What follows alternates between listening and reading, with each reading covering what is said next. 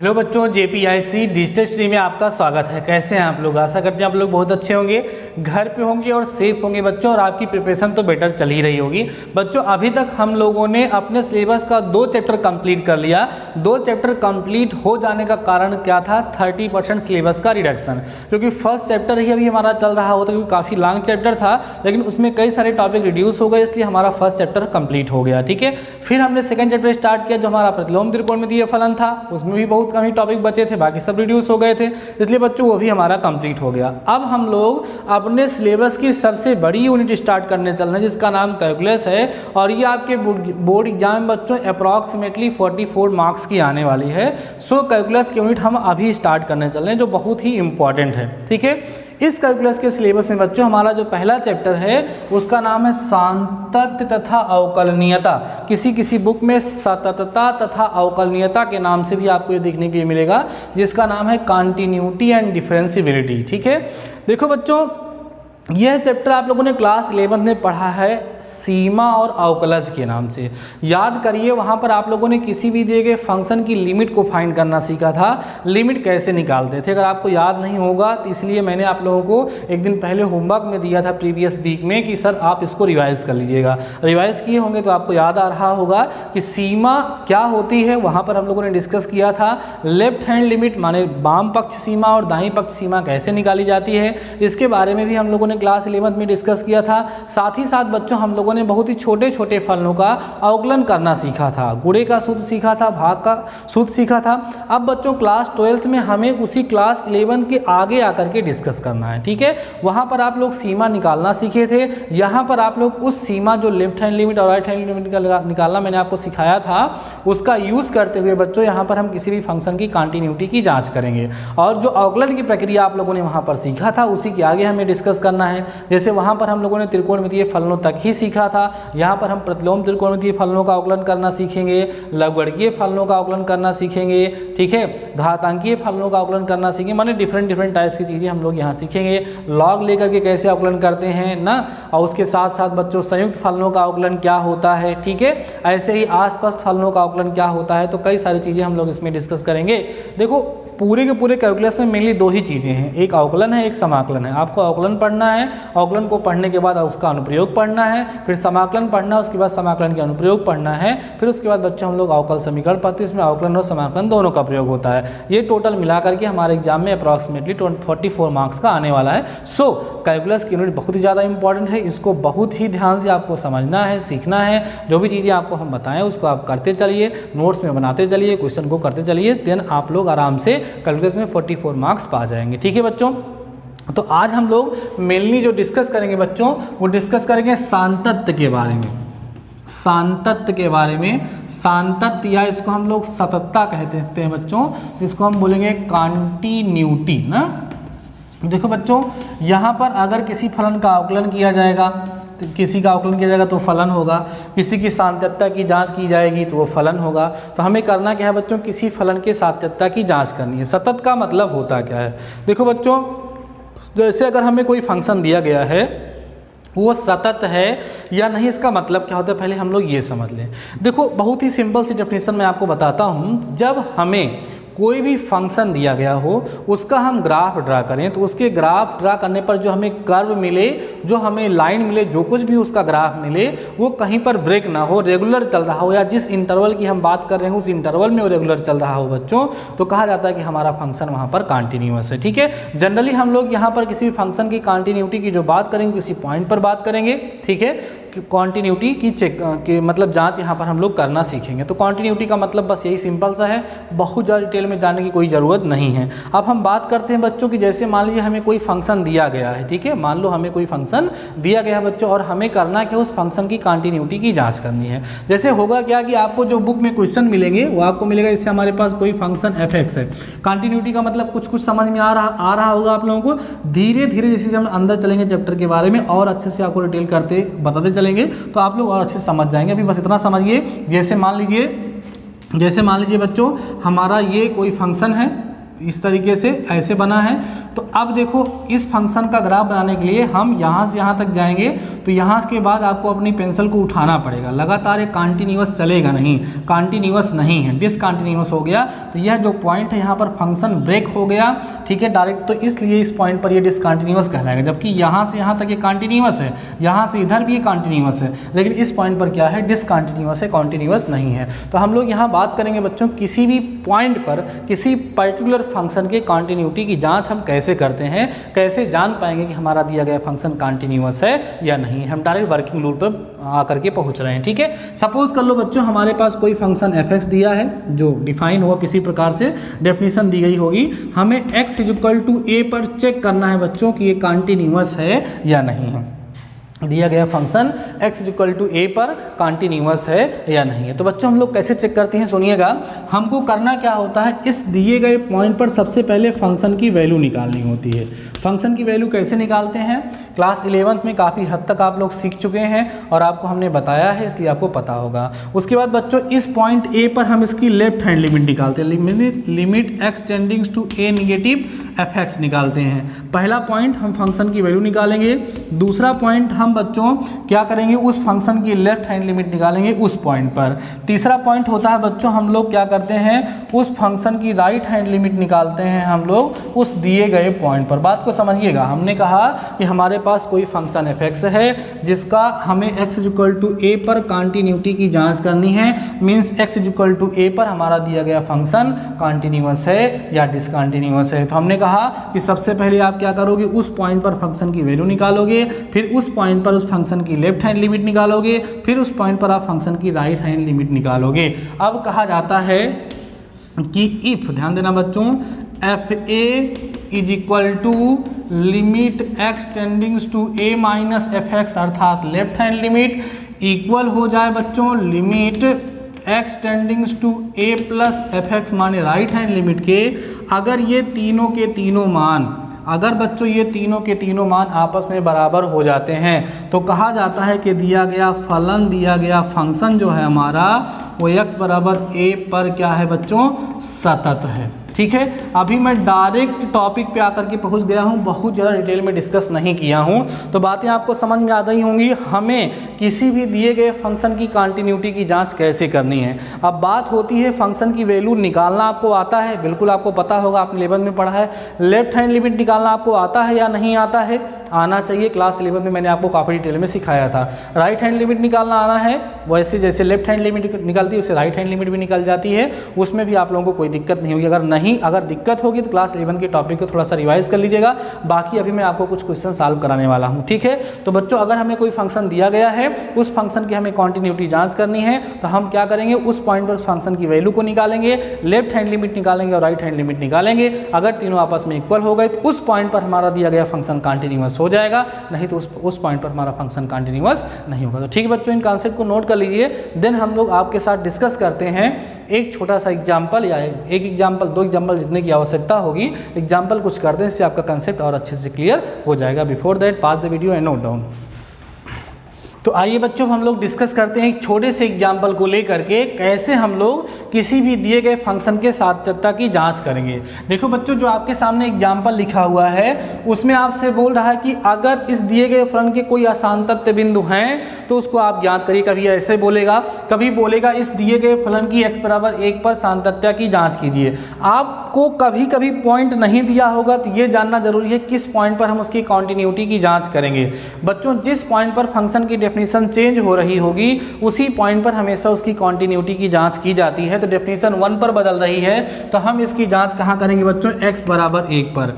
अगर ये हमारा फंक्शन f = 1 पर कॉन्टिन्यूअस हुआ तो इसका मतलब बाकी सभी पॉइंट पर ये कॉन्टिन्यूअस होगा जहां के लिए डिफाइन किया गया है। ठीक है, तो क्या करेंगे, हम 1 पर इसकी लेफ्ट हैंड लिमिट निकालेंगे, राइट हैंड लिमिट निकालेंगे बच्चों और फंक्शन की वैल्यू को निकालेंगे। तीनों के तीनों वैल्यूज अगर इक्वल आ जाएंगी तो हमारा दिया गया फंक्शन कॉन्टिन्यूअस होगा, नहीं तो क्या होगा, डिसकॉन्टिन्यूअस हो जाएगा। तो आइए चेक करते हैं। सबसे पहले बच्चों हम f1 की वैल्यू निकालेंगे और बच्चों f1 की वैल्यू साफ साफ 0 दी। देखो x = 1 पर फलन का मान 0 होता है। बातें समझ में आई। अब हम निकालेंगे बच्चों लेफ्ट हैंड लिमिट। कैसे निकालेंगे, ऐसे लिखेंगे limit x tending to 1 negative यही तो मतलब होता है। और क्या लिखते हैं बच्चों, fx, जिसका मतलब होता है limit h tendings to 0 f, ध्यान देना बच्चों, f1 माइनस h। याद करिए, लेफ्ट हैंड लिमिट के लिए a माइनस h रखते हैं, राइट हैंड लिमिट के लिए a प्लस h रखते हैं। ठीक है, इसको सिंप्लीफाई करते हैं हम लोग, कैसे लिखते हैं, लिमिट h टेंडिंग्स टू 0। अब f1 माइनस h माने एक से छोटा मान की बड़ा, सर एक से छोटा मान, तो एक से छोटा मान यहाँ रखा जाएगा, x की जगह पे कितना रखा जाएगा बच्चों, 1 माइनस h, तो रख दो यहाँ पर 1 माइनस h रखोगे, और प्लस में बच्चों कितना रखोगे आप, 2 रखोगे। आराम से समझते चलो, कोई x इज लेस देन 2 के लिए फंक्शन की वैल्यू यहाँ पे रखी जाएगी, तो x जगह पे 1 माइनस h आपने रख दिया और प्लस में 2 कर दिया। आप सिंप्लीफाई करो बच्चों, लिमिट h टेंडिंग्स टू 0 कितना होगा, 2 और 1 3, और माइनस बच्चों कितना हो जाएगा, h हो जाएगा। लिमिट को सॉल्व करना तो आपको आता ही है, इसकी वैल्यू वहाँ पुट कर दो बच्चों, कितना बचेगा आपके पास, 3 बचेगा। इसका मतलब limit x tendings to 1 negative, ठीक है, 1 नेगेटिव fx की जो वैल्यू आई है बच्चों, कितनी आई है हमारे पास, 3 आई है।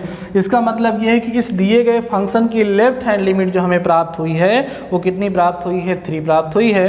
अब हम क्या करें बच्चों, इसकी राइट हैंड लिमिट निकालें, अर्थात कैसे लिखेंगे आप इसके लिए, limit x tendings to 1 plus means fx, this is equal to limit h tendings to 0 f1 plus h, यहाँ पे रखा जाएगा ना, 1 प्लस h माने बच्चों एक से बड़ा मान, तो यहाँ रखा जाएगा x माइनस 2 में, तो हम कैसे लिखेंगे इसको, लिखेंगे लिमिट h टेंडिंग्स टू 0, जहाँ जहाँ x वहाँ कितना रखोगे बच्चों, 1 प्लस h माइनस का 2 ना, ये हो गया। वैल्यू रख दो बच्चों, तो कितना आएगा, 1 plus 0 minus 2, this equal to minus 1। तो आपको limit x tendings to 1 plus fx की जो वैल्यू मिली बच्चों, वो कितनी मिल गई, -1। तो यहाँ आप देखो तीनों की तीनों ही आपस में इक्वल नहीं हो रही हैं, लेफ्ट हैंड लिमिट और राइट हैंड लिमिट ही आपस में इक्वल नहीं हो रही हैं, तो इसकी फलन की सीमा का अस्तित्व ही नहीं है, तो कॉन्टिन्यूटी की बात ही जाने दीजिए। तो आप कह सकते हैं चूँकि limit x tendings to 1 minus fx does not is equal to limit x tendings to 1 plus fx, ठीक है, अतः फलन x बराबर 1 पर क्या है बच्चों, असतत है, डिसकंटिन्यूअस है। बातें समझ में आई। तो इसी तरीके से बच्चों आप लोगों को क्वेश्चन को सॉल्व करना है। जो भी क्वेश्चन आपको दिया गया होगा, सबसे पहले हम उसकी लेफ्ट हैंड लिमिट निकाल लेंगे, दिए गए पॉइंट पर उसकी राइट हैंड लिमिट निकाल लेंगे, उस पॉइंट पर फंक्शन की वैल्यू निकाल लेंगे, तीनों इक्वल आएंगे तो उस पॉइंट पर फंक्शन कंटिन्यूअस होगा, नहीं तो डिसकंटिन्यूअस होगा। तो अभी बच्चों इस एग्जाम्पल को नोट कर लीजिए, देन हम आपके साथ एक एग्जाम्पल और डिस्कस करते हैं, उसके बाद फिर आप लोग एक्सरसाइज के क्वेश्चन को आसानी से सॉल्व कर पाएंगे। Before that pause the video and note down. आइए बच्चों हम लोग आगे डिस्कस करते हैं। तो अभी तक आप लोगों ने ये सीख लिया बच्चों कि किस तरीके से हम सततता की जांच करेंगे, तो उसके बेसिस पे और ज़्यादा एग्जाम्पल देने की शायद मुझे आवश्यकता नहीं है, इसलिए मैं और ज़्यादा एग्जाम्पल आपको नहीं देने वाला हूं बच्चों। अब सुनो, हम कुछ और टॉपिक के बारे में डिस्कस करने वाले हैं जिसकी हेल्प से सततता की पूरी यूनिट जो है वो ख़त्म हो जाए, अर्थात आप अपनी एक्सरसाइज को सॉल्व कर सके बच्चों। इसलिए हम कुछ और भी इंपॉर्टेंट बात आपके साथ डिस्कस करने वाले हैं। वो क्या है बच्चों, सुनिएगा। वो टॉपिक है हमारा बच्चों सतत फलनों का बीजगणित। ध्यान देना, सतत फलनों का बीजगणित। सतत फलनों क्या बच्चों, बीजगणित, जिसको बोलते हैं algebra of continuous function. Algebra of continuous function. Algebra of continuous function. सतत फलनों की बीजगणित क्या होती है। देखो, इस पर एक छोटी सी थ्योरम है जिसका यूज़ हम लोग करेंगे बच्चों क्वेश्चन को सॉल्व करते समय। आइए इस थ्योरम को समझते हैं। यहाँ पर कहा जाता है, नंबर पहली चीज़ तो बच्चों कह देते हैं कि माना, ध्यान देना, कहते हैं माना, दो फलन मान लेते हैं, माना f तथा g दो वास्तविक फलन है, वास्तविक फलन है तथा दोनों x बराबर c पर, x बराबर c पर सतत है।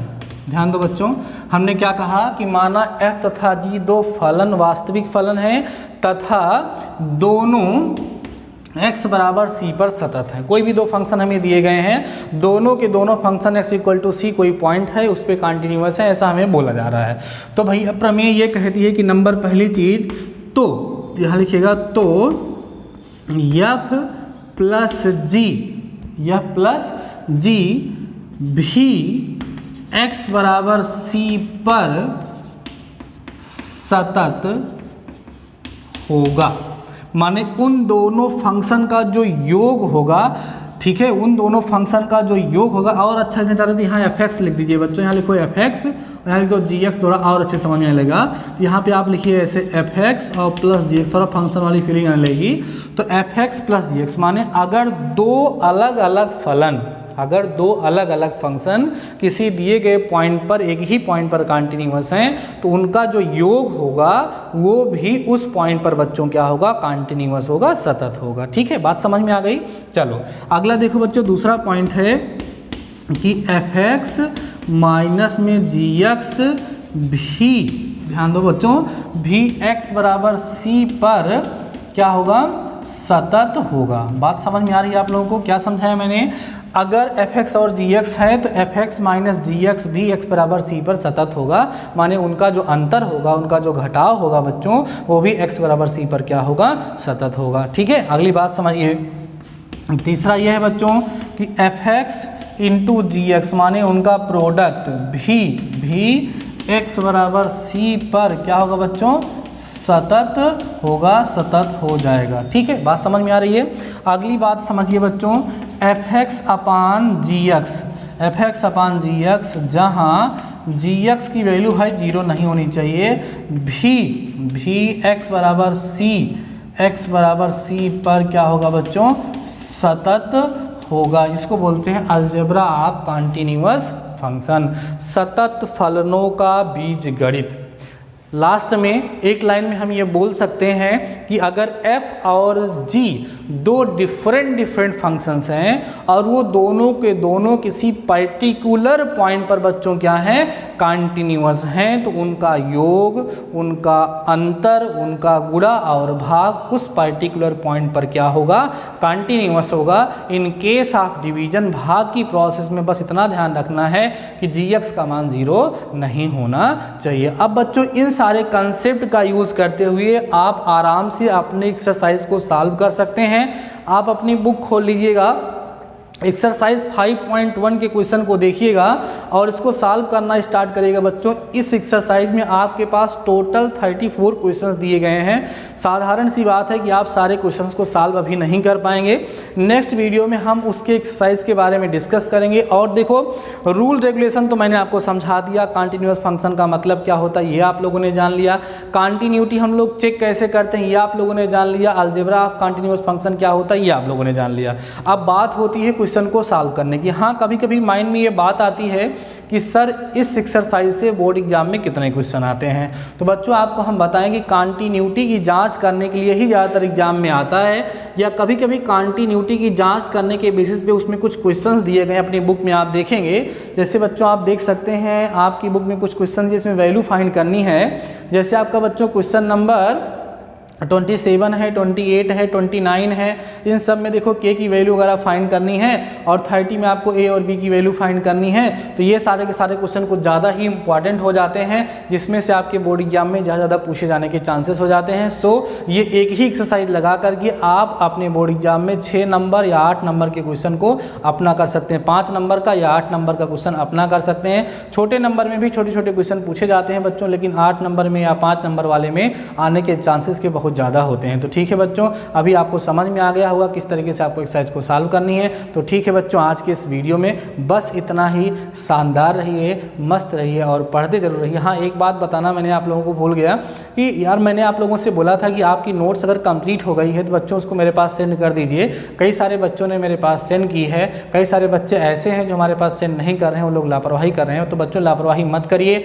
आप मेरे पास नहीं सेंड किए हैं तो हम यही मान के चलेंगे कि आप पढ़ाई नहीं कर रहे हैं। मैंने एक वीडियो भी प्लान किया था, आप लोगों को बताया था, कई सारे लोग बहुत ज़्यादा बहक रहे हैं कि हम ऐसे पढ़ रहे हैं वैसे पढ़ रहे हैं, कुछ नहीं पढ़ रहे हैं। अगर आप पढ़ रहे हैं तो आप होमवर्क कंप्लीट करके मेरे पास सेंड जरूर कर सकते हो, उसमें कोई दिक्कत नहीं है। तो ठीक है बच्चों, फटाफट से होमवर्क कंप्लीट करिए और मेरे पास जरूर सेंड करिए। तो ठीक है बच्चों, आज के इस वीडियो में बस इतना ही। शानदार रहिए, मस्त रहिए और पढ़ते रहिए। मिलते हैं नेक्स्ट वीडियो के साथ, तब तक अपना ख्याल रखिए।